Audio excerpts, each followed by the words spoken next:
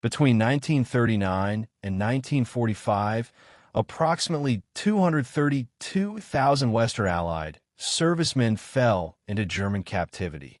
Of these, roughly 8,348 would die, a mortality rate of approximately 3.5%.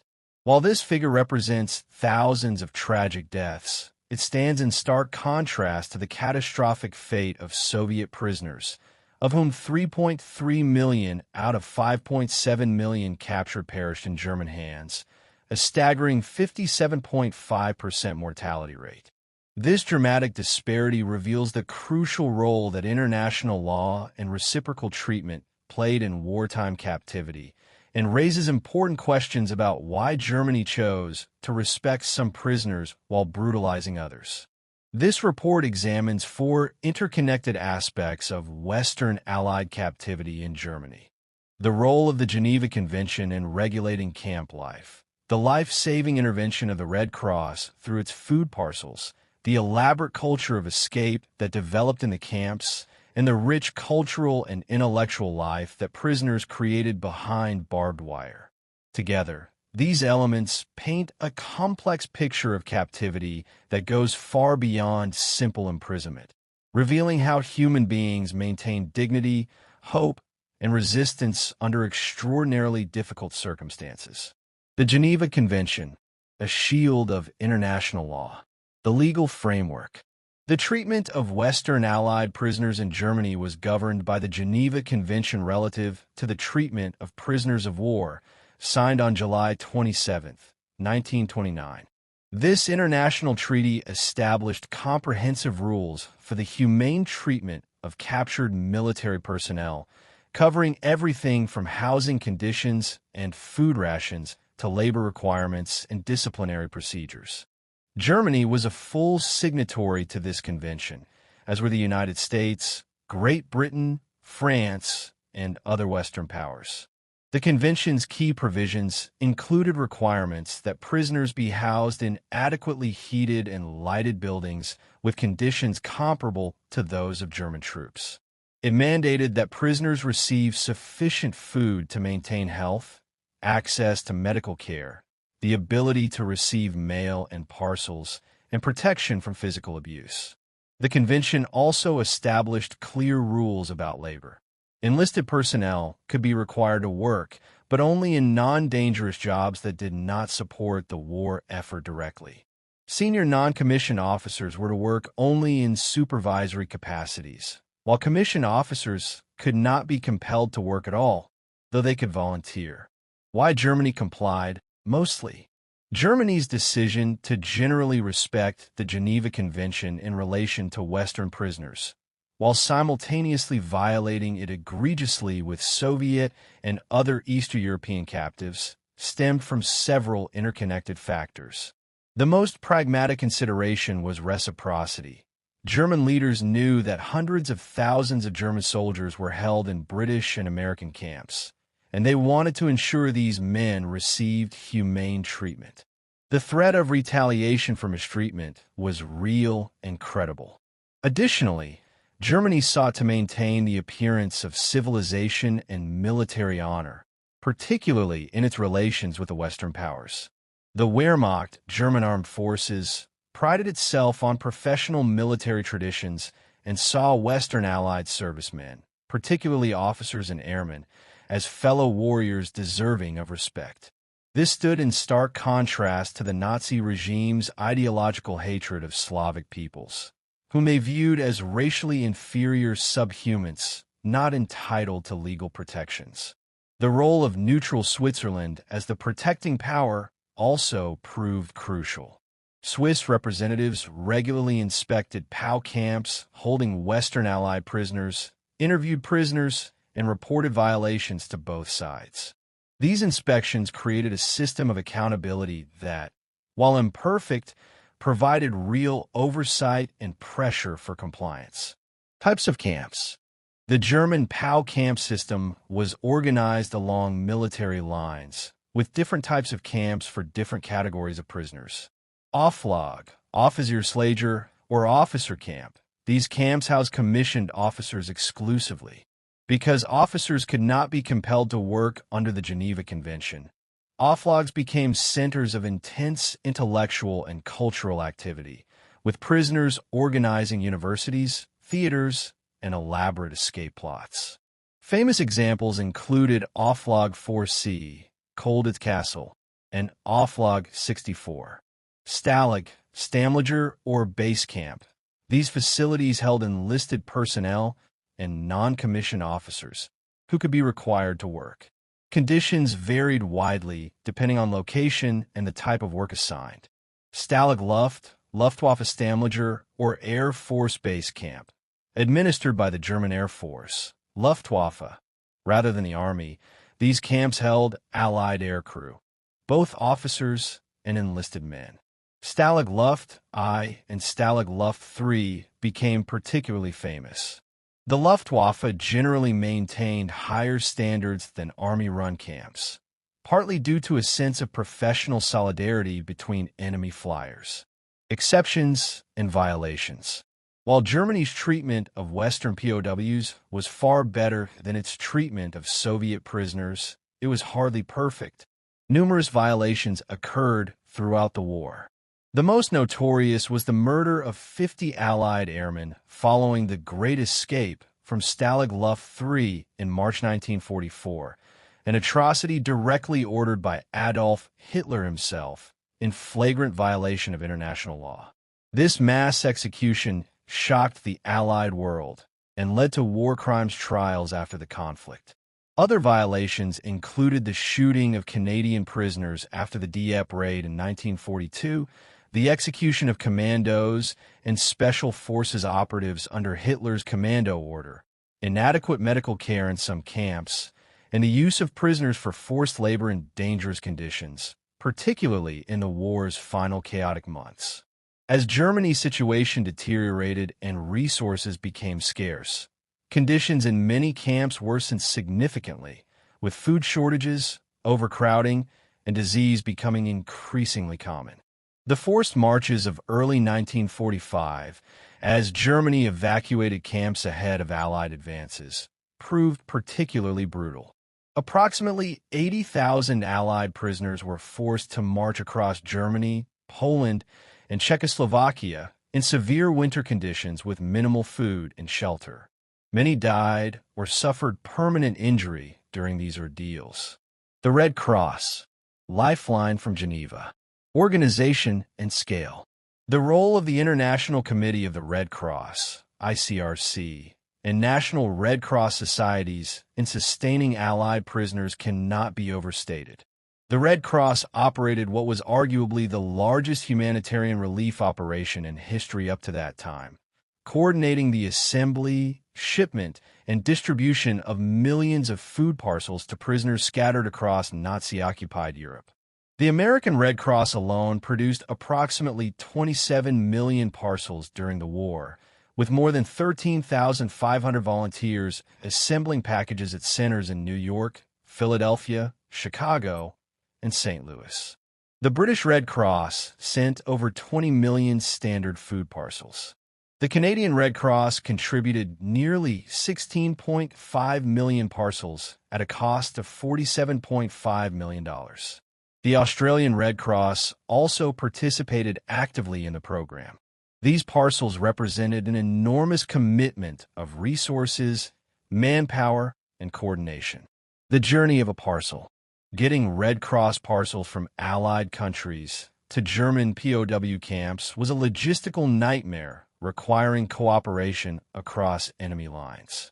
Parcels were assembled in their countries of origin, then transported by specially marked ships, often with safe conduct agreements, to neutral ports, primarily Lisbon, Portugal, and later Marseilles, France after its liberation. From these ports, parcels were loaded onto trains and transported to Geneva, Switzerland, where the International Red Cross took custody. From Geneva, the ICRC coordinated distribution to individual camps throughout German-controlled territory. This required negotiation with German authorities, trains traveling through war-torn landscapes, and careful record-keeping to ensure parcels reached their intended recipients. The entire system depended on German cooperation, which, remarkably, was generally forthcoming because Germany wanted to ensure similar treatment for its own prisoners in Allied hands. Contents and impact. A standard Red Cross parcel weighed approximately 10 to 11 pounds and was designed to supplement prisoners' meager German rations, which typically consisted of black bread, thin soup, and occasional servings of potatoes or turnips, barely enough to sustain life. The German daily ration provided perhaps half the calories a working man needed, leaving prisoners constantly hungry and increasingly malnourished. A typical American Red Cross parcel contained 1 pound of powdered milk, 1 pound of oleomargarine, half a pound of cube sugar, half a pound of Kraft cheese, a 6-ounce package of K-ration biscuits, a 4-ounce can of coffee, 2 D-ration chocolate bars, a 6-ounce can of jam or peanut butter, a 12-ounce can of salmon or tuna, a 1-pound can of Spam or corned beef, 1 pound of dried raisins or prunes, 5 packs of cigarettes, 7 vitamin C tablets, 12 ounces of C-ration vegetable soup concentrate, 2 bars of soap. British parcels contained similar items, but with different brands and slight variations. Tea instead of coffee, for instance, and British chocolate. Canadian parcels followed similar patterns, adapted to Canadian products and tastes. The impact of these parcels on prisoner survival and morale cannot be overstated. Former prisoners universally testified that Red Cross parcels made the difference between slow starvation and survival. One prisoner at Stalag Luft, I recalled that recipients were allowed to keep only the cigarettes and chocolate bars from their parcels initially, with the remainder turned over to camp cooks who combined them with German rations to create marginally adequate meals. As conditions improved and parcel delivery became more regular, prisoners gained greater control over their own supplies. Beyond mere nutrition, the parcels provided psychological sustenance. The arrival of a Red Cross parcel, sometimes including letters or small personal items, reminded prisoners that they had not been forgotten. The world outside the barbed wire still existed, still cared, and was still fighting to bring them home. This psychological impact was often as important as the physical sustenance the parcels provided. Cigarettes as currency. One of the most fascinating economic phenomena in POW camps was the development of cigarettes as currency. The 5 packs of cigarettes included in each Red Cross parcel became the medium of exchange for a complex camp economy. At Stalag Luft I, individual cigarettes were valued at approximately 27 cents each. Prisoners who didn't smoke could trade cigarettes for other goods, services, or privileges. The cigarette economy extended beyond the camp walls. German guards, particularly as the war progressed and consumer goods became scarce in Germany, eagerly accepted cigarettes as bribes. Prisoners used cigarettes to obtain tools for escape attempts, civilian clothes, maps, and even German identification papers. Coffee, which became increasingly rare in wartime Germany, served a similar function. This informal economy gave prisoners a measure of agency and the ability to acquire resources that dramatically improved their chances of survival and escape. Supply disruptions and their consequences. Red Cross parcel distribution was never perfect. Disruptions occurred for various reasons. Allied bombing of German railways, German camp relocations, bureaucratic delays, and German interference. In the war's final months, as the German transportation system collapsed and camps were hastily evacuated, parcel delivery became increasingly sporadic or stopped altogether. The consequences of supply disruptions were immediate and severe. Prisoners rapidly lost weight, energy, and health when forced to subsist on German rations alone. Disease rates increased. Morale plummeted.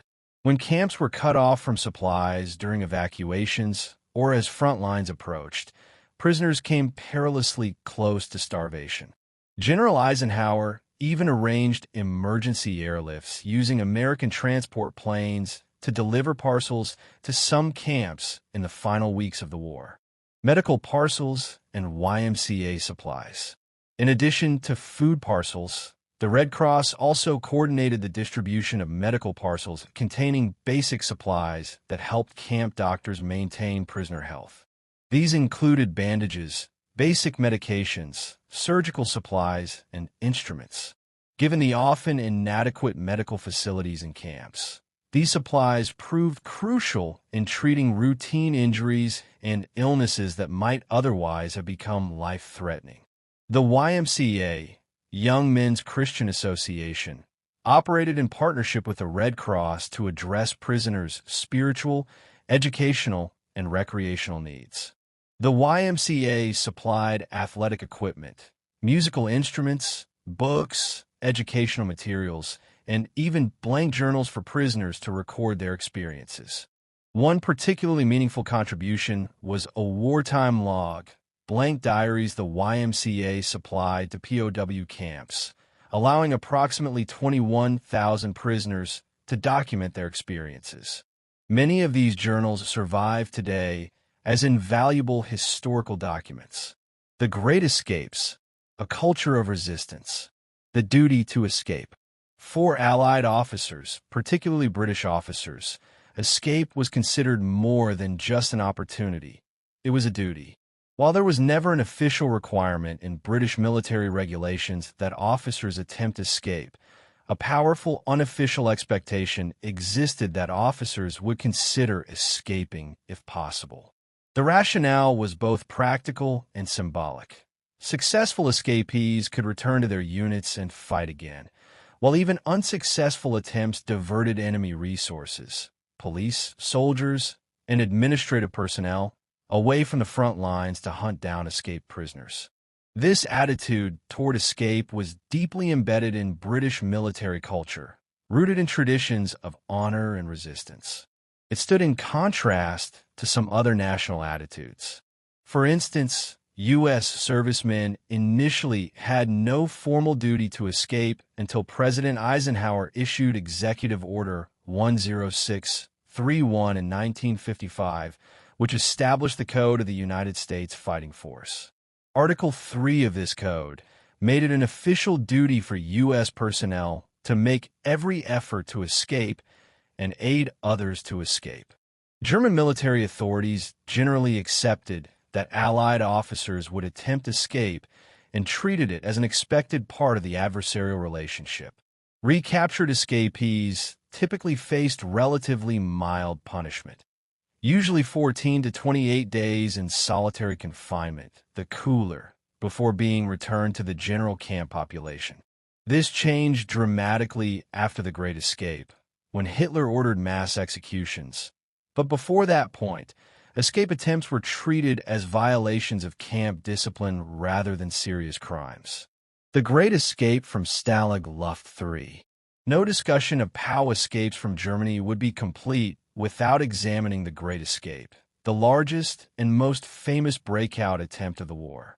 Located near the town of Sagan in Lower Silesia, now Zagan, Poland, approximately 160 kilometers southeast of Berlin, Stalag Luft III was deliberately built on sandy soil because the Germans believed this would make tunneling impossible. The sand would constantly collapse and be visible to guards. The Germans were wrong.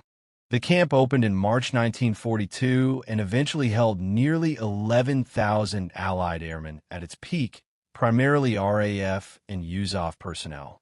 Despite German precautions, the prisoners immediately began plotting escapes. The enterprise became organized under squadron leader Roger Bushell, a South African serving with the RAF, who established what became known as X Organization, a sophisticated escape committee that coordinated all breakout attempts.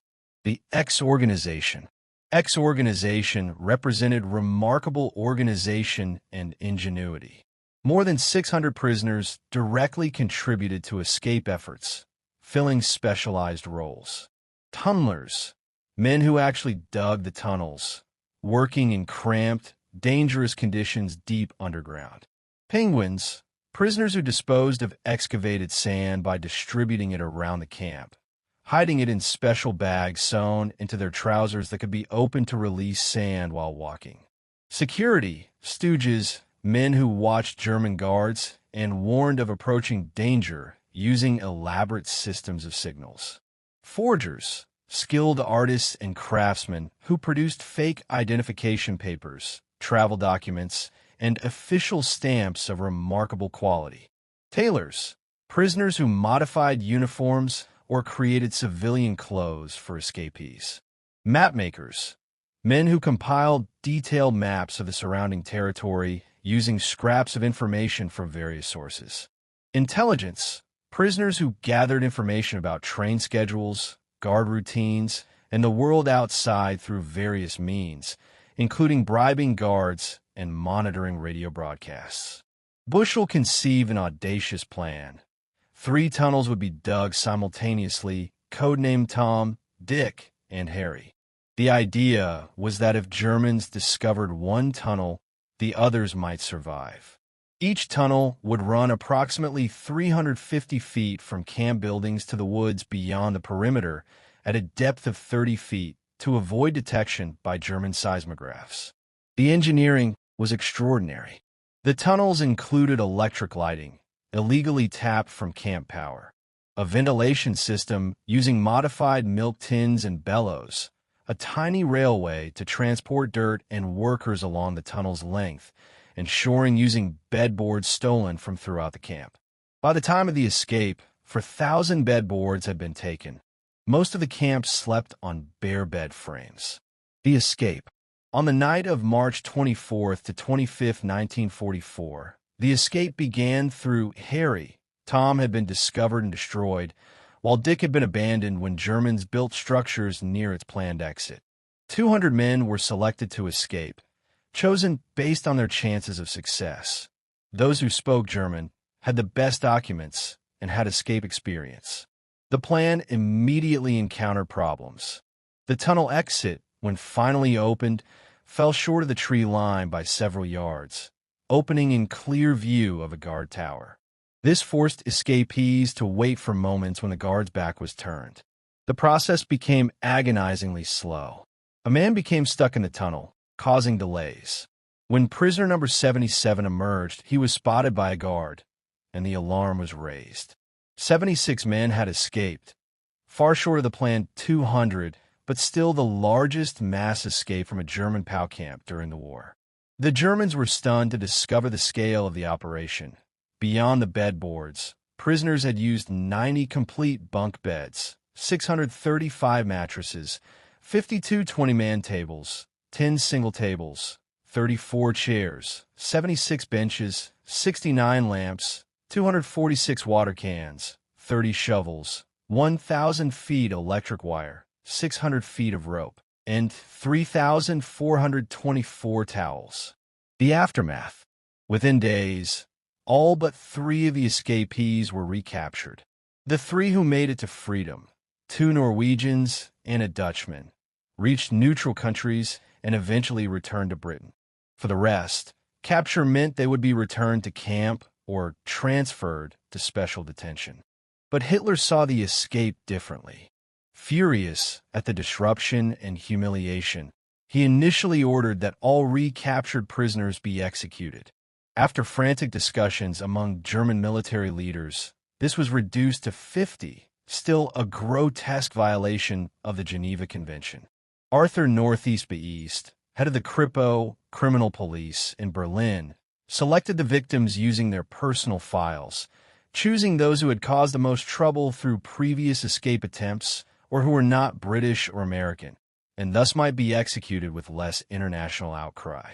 The 50 selected men were shot by Gestapo agents shortly after their recapture, typically taken to remote locations under the pretext of being transported to a new camp, ordered out of vehicles to relieve themselves, and then shot from behind at close range. Their bodies were cremated, and their ashes returned to Stalag Luft 3 in urns. When news of murders reached the camp and eventually the outside world, outrage was immediate. British Foreign Secretary Anthony Eden rose in the House of Commons to announce that those responsible would be brought to exemplary justice.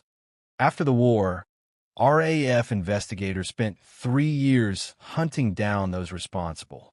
72 men were identified as guilty of either murder or conspiracy to murder. 21 were eventually executed, 17 imprisoned, and the investigation became one of the most comprehensive war crimes investigations of the entire post-war period. Other notable escapes and attempts. While the Great Escape remains the most famous, numerous other breakout attempts demonstrated Allied prisoners' ingenuity and determination. Colditz Castle, off Log 4C, built on a cliff 250 feet above the surrounding countryside. For 100 miles from neutral territory, Colditz was designated for prisoners who had repeatedly attempted escape from other camps, bad boys the Germans wanted to isolate.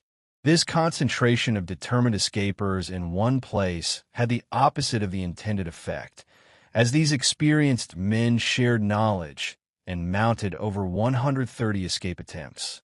32 men successfully escaped without recapture before the camp's liberation in April 1945.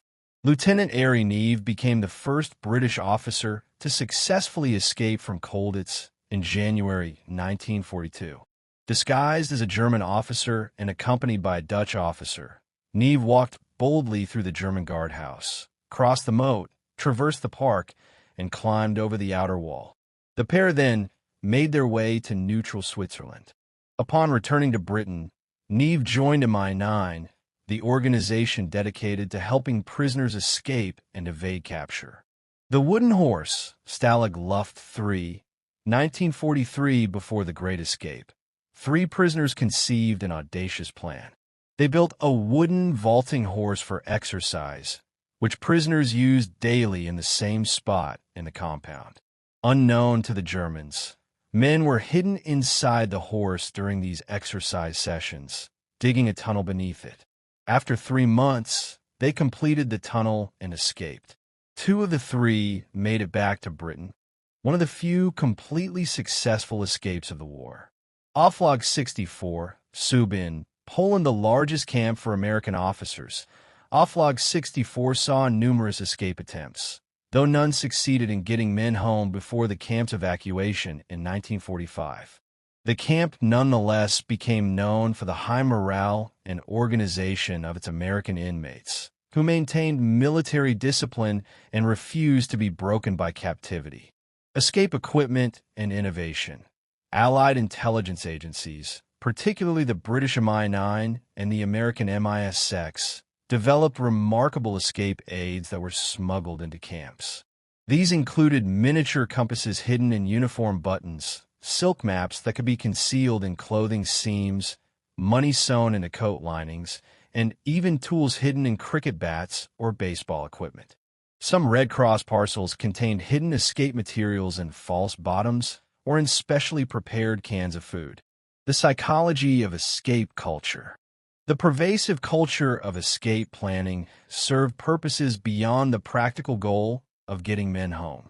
In the grinding boredom and psychological strain of captivity, planning escapes gave prisoners purpose and hope.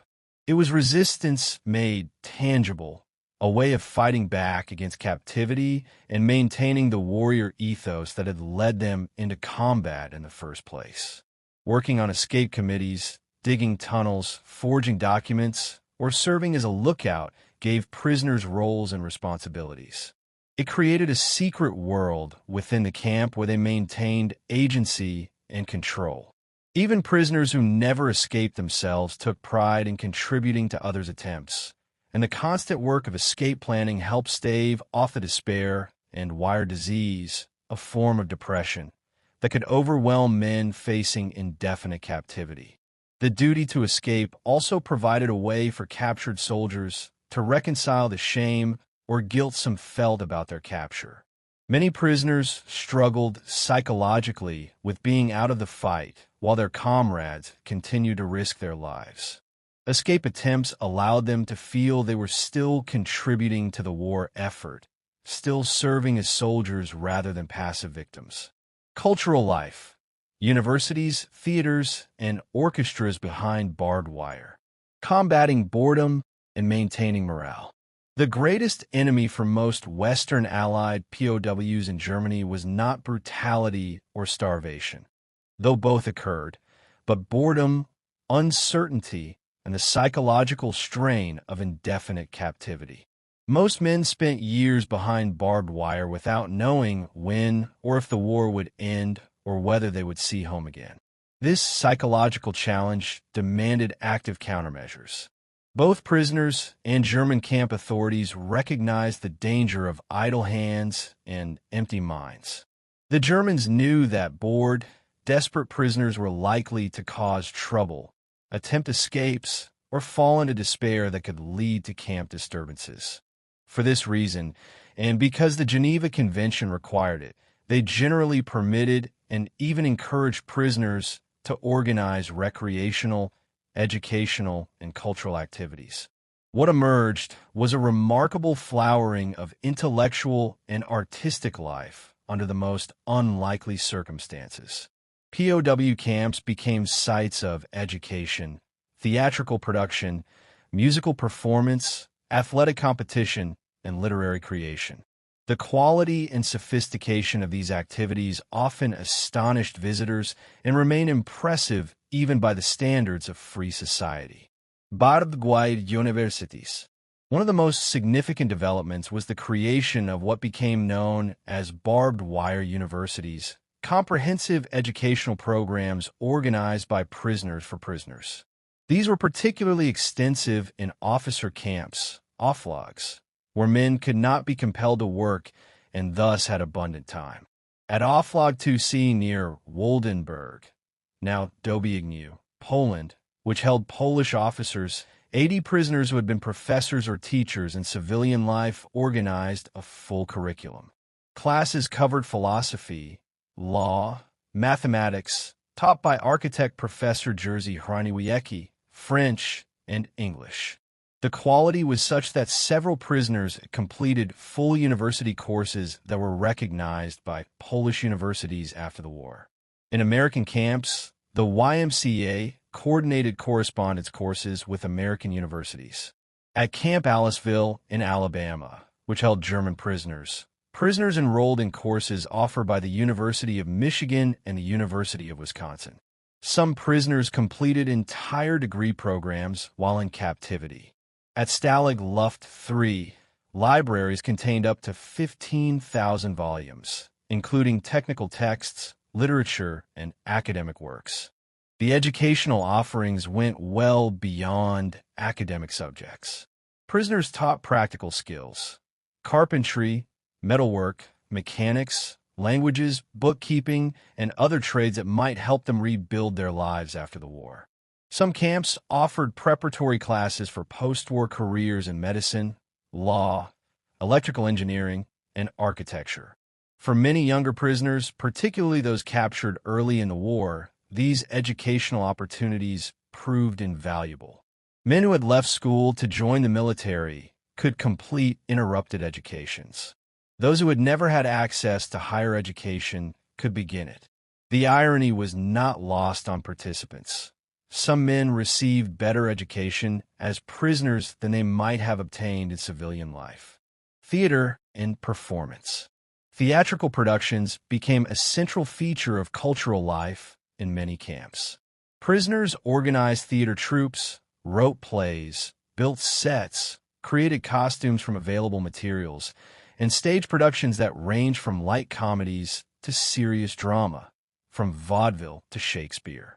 At Offlog 2C, two professional directors, Kazimierz Rudzki and Jan Kocher, led theatrical productions, including some original works. Andrzej Nowicki wrote a 3-act drama called Mali, the Little One, that was performed in the camp. At Camp Aliceville, German prisoners put on plays and operas complete with props, scenery, costumes, makeup, and wigs. Some camps built elaborate theaters. At Camp Hearn in Texas, Compound 3 featured a theater with an orchestra pit and tiered stadium seating capable of holding 200 people. The productions were advertised with handmade posters and drew enthusiastic audiences. The Germans even showed considerable sophistication. At one camp, inmates staged a performance of Henrik Ibsen's Ghosts, demonstrating the intellectual caliber of the cultural life prisoners created. The choice of plays often reflected prisoners' psychological needs and situations. Comedies were extremely popular because they provided escape from the grimness of captivity. Dramas allowed prisoners to explore complex emotions they were experiencing. Some camps even staged musical theater and operettas. Creating theater required remarkable ingenuity. Costumes were fashioned from dyed uniforms, blankets, or materials scrounged from various sources. Makeup was improvised from whatever could be obtained. Wigs were constructed from unraveled wool or rope. Set design utilized cardboard, wood scraps, and prisoners' artistic talents. The fact that these productions occurred at all testified to prisoners' determination to maintain humanity and culture even in captivity. Music and orchestras. Music played an equally important role in camp life. Many camps formed orchestras, bands, and choirs that gave regular concerts. The quality of these musical groups often reached professional standards because, by chance or deliberate German concentration of talented prisoners, many camps held professional musicians, composers, and conductors. At Camp Hearn, the entire orchestra from Field Marshal Erwin Rommel's Afrika Korps was interned, complete with their instruments. This allowed the camp to host regular professional quality concerts. At Auflage 2C, a symphony orchestra performed under the direction of Josef Klanowski. Camp Aliceville developed 3 different orchestras within a year, using instruments donated by the local community. The YMCA supplied many musical instruments to camps, recognizing music's value for morale. Prisoners organized everything from small jazz ensembles to full orchestras capable of performing complex classical works. Some camps staged performances of major works like Beethoven's Eroica Symphony. The range of music performed was extensive: classical compositions, popular songs, jazz, military marches, national anthems, and original compositions written by prisoners. Musical performance served multiple purposes beyond entertainment. It allowed prisoners to maintain professional skills, provided structure and discipline in a chaotic environment, created community through shared performance and attendance, and offered emotional expression in a setting where men had to maintain rigid control over their feelings. Christmas concerts became particularly important events, with special programs featuring seasonal music, carols, and sometimes gifts or treats saved for the occasion. At Camp Du Bois in Wyoming, German prisoners put on a Christmas program that American personnel described as exceptionally good, complete with a Christmas tree lighting ceremony and German Christmas songs. The prisoners even created a humorous program teasing both POWs and American guards, showing how cultural events could bridge the divide between captor and captive. Sports and athletics. Athletic competitions provided crucial physical and psychological outlets. Most camps organized regular sporting activities, often with considerable sophistication.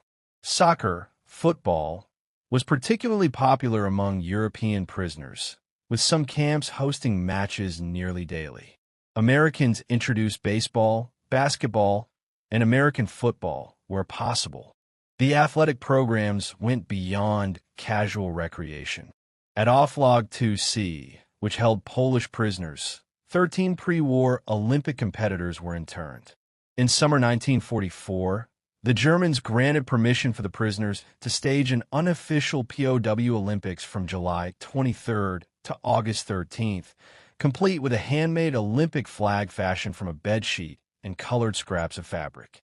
This extraordinary event demonstrated prisoners' determination to maintain international sporting traditions even in captivity. Track and field events, boxing matches, volleyball, and other sports filled prisoners' time and provided structure competition. The YMCA supplied athletic equipment, balls, boxing gloves, track equipment, specifically for this purpose. Some camps built elaborate sports fields.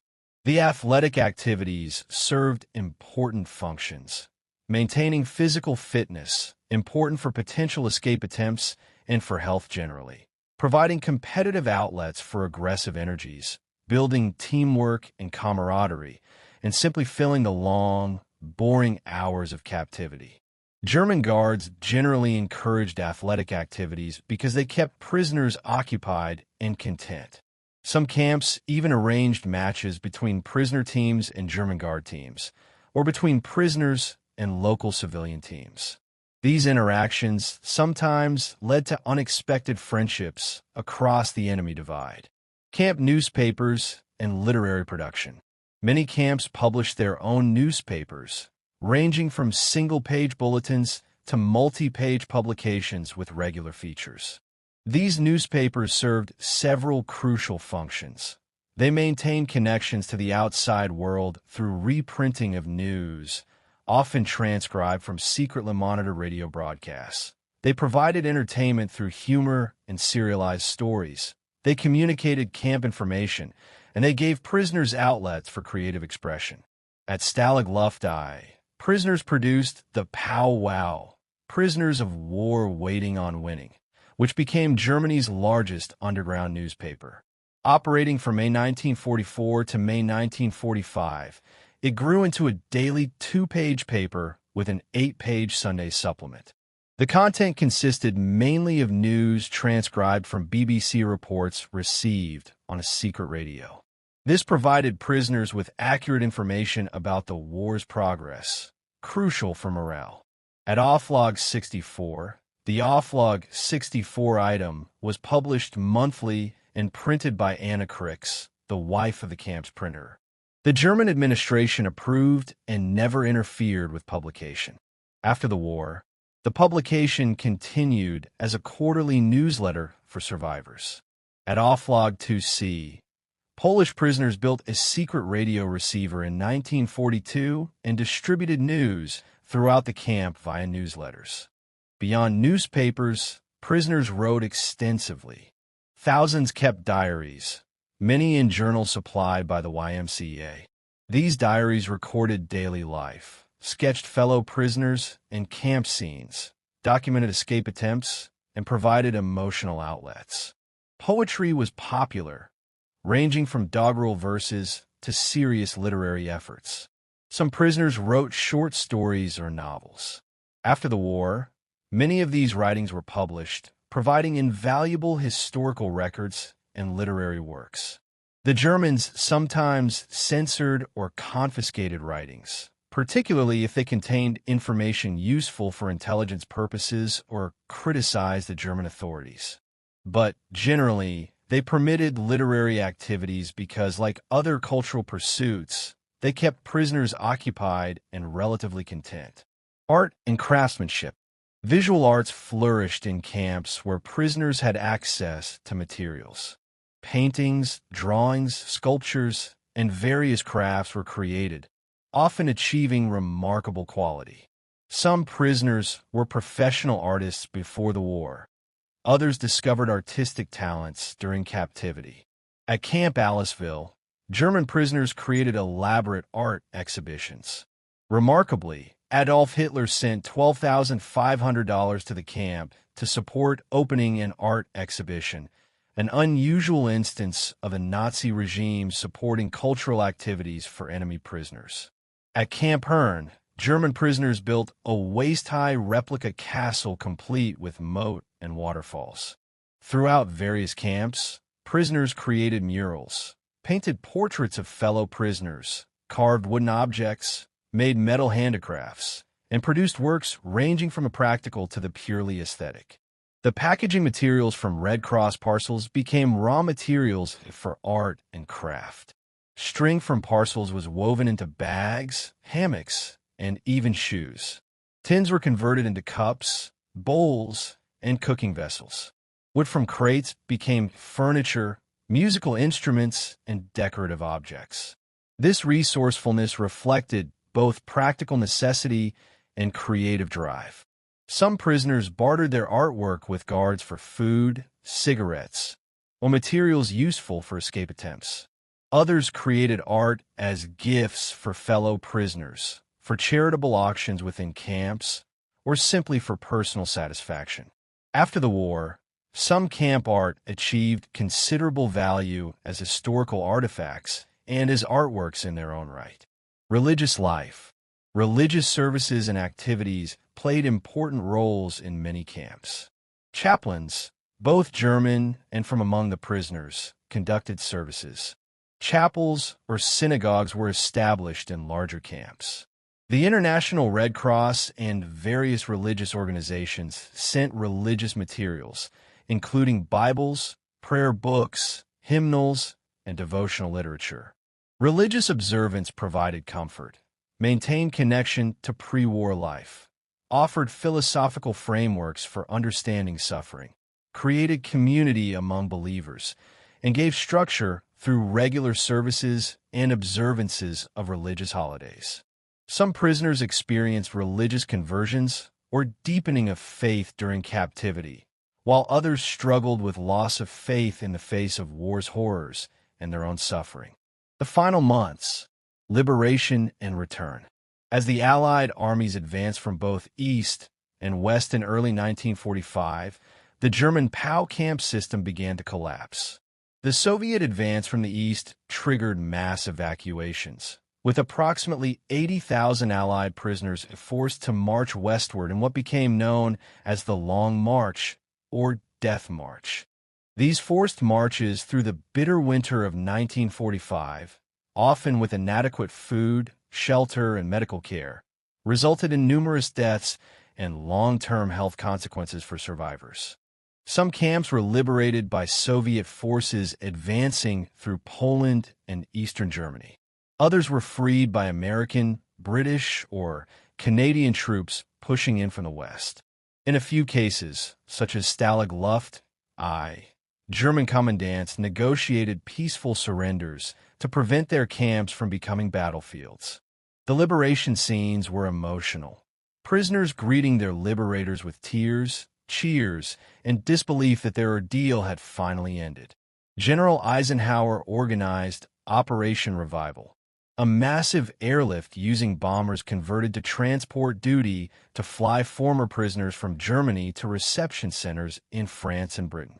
Within weeks, most Western Allied prisoners had been repatriated, though the physical and psychological scars of captivity would remain with many for life. Post-war reckoning. The murder of the 50 airmen after the Great Escape became one of the most thoroughly investigated war crimes of the post-war period. RAF investigators spent 3 years tracking down those responsible. The trials that followed at Nuremberg and other venues resulted in executions and prison sentences for those found guilty of ordering or carrying out the murders. The differential treatment of Western and Soviet prisoners became a central piece of evidence in war crimes proceedings. The 57.5% mortality rate among Soviet POWs, compared to 3.5% among Western prisoners, illustrated the Nazi regime's ideological racism and its selective compliance with international law. This contrast would shape post-war discussions about prisoners of war, international humanitarian law, and the protection of combatants. Long-term impact on survivors. Former POWs faced varied challenges upon returning home. Many struggled with what would later be recognized as post-traumatic stress disorder, though the term didn't exist during the 1940s. Weight loss, malnutrition-related health problems, and the psychological effects of prolonged captivity affected thousands of men. Some former prisoners found solace in POW associations and reunions, maintaining bonds forged behind barbed wire. Yet many also testified to positive aspects of their captivity experience. The educational opportunities, cultural activities, and camaraderie had enriched their lives in unexpected ways. Some men credited their POW experience with giving them discipline, perspective, or skills that benefited them in civilian life. The barbed wire universities had genuinely educated thousands who might otherwise never have accessed higher learning. Lessons and legacy. The experience of Western Allied POWs in German captivity offers several enduring lessons. The power of international law. The Geneva Convention, while imperfectly applied, saved countless lives. The 3.5% mortality rate among Western prisoners, compared to rates exceeding 50% in camps where the convention was ignored, demonstrates that international legal frameworks can protect human life even in the midst of total war. The importance of reciprocity. Germany's compliance with the Geneva Convention regarding Western prisoners stemmed largely from the desire to ensure reciprocal treatment for German POWs. This mutual self-interest created a system where both sides had incentives to maintain humane standards. The breakdown of this reciprocity in the East, where Nazi ideology overrode pragmatic considerations, led to catastrophic results. Humanitarian aid can work. The Red Cross parcel system represents one of history's most successful humanitarian relief operations. Despite operating across enemy lines during total war, the system delivered tens of millions of parcels that made the difference between starvation and survival for hundreds of thousands of prisoners. This success demonstrated that humanitarian action is possible even in the most challenging circumstances. The resilience of the human spirit. Perhaps the most remarkable aspect of the POW experience was how prisoners maintained dignity, hope, and humanity under dehumanizing conditions. The theaters, orchestras, universities, and escape attempts that flourished behind barbed wire testified to the irrepressible human drive to create meaning, resist oppression, and maintain identity even when stripped of freedom. The cost of ideology. The stark difference in treatment between Western and Soviet prisoners illustrated the deadly consequences of racist ideology. When the Nazi regime viewed prisoners through the lens of racial hierarchy rather than international law, the results were murderous. This serves as a warning about the dangers of ideologies that deny the fundamental humanity of enemy combatants. Conclusion. The story of Western Allied prisoners of war in German captivity is neither simple nor one-dimensional. It is not a story of unmitigated horror, nor is it a tale of comfortable internment. Rather, it is a complex narrative of survival under difficult circumstances, made possible by international law, humanitarian aid, personal resilience, and the creative determination of thousands of imprisoned servicemen. The 232,000 Western Allied servicemen who fell into German hands between 1939 and 1945 experienced years of hardship, uncertainty, hunger, and psychological strain. Yet the vast majority, over 96%, survived and returned home, a testament to the protective power of the Geneva Convention and the life-saving intervention of the International Red Cross. Their experience stands in stark and tragic contrast to that of Soviet prisoners, 3.3 million of whom perished in German captivity. This difference was not accidental, but resulted from deliberate policy choices rooted in Nazi racial ideology. The comparison serves as a powerful reminder that in war, as in peace, how we treat those in our power reflects our deepest values and has profound moral consequences. The prisoners who returned home brought with them not just scars and traumatic memories, but also stories of extraordinary human endurance, creativity, and solidarity. The universities, theaters, and orchestras they created behind barbed wire, the elaborate escape attempts they mounted, and the communities they built in the face of adversity all speak to qualities that define humanity at its best. The refusal to surrender hope, the determination to maintain dignity, and the commitment to resist oppression in whatever ways possible. In the decades since World War II, the experiences of these POWs have shaped international humanitarian law, informed the treatment of prisoners in subsequent conflicts, and provided countless lessons about human resilience and the importance of protecting combatants' rights.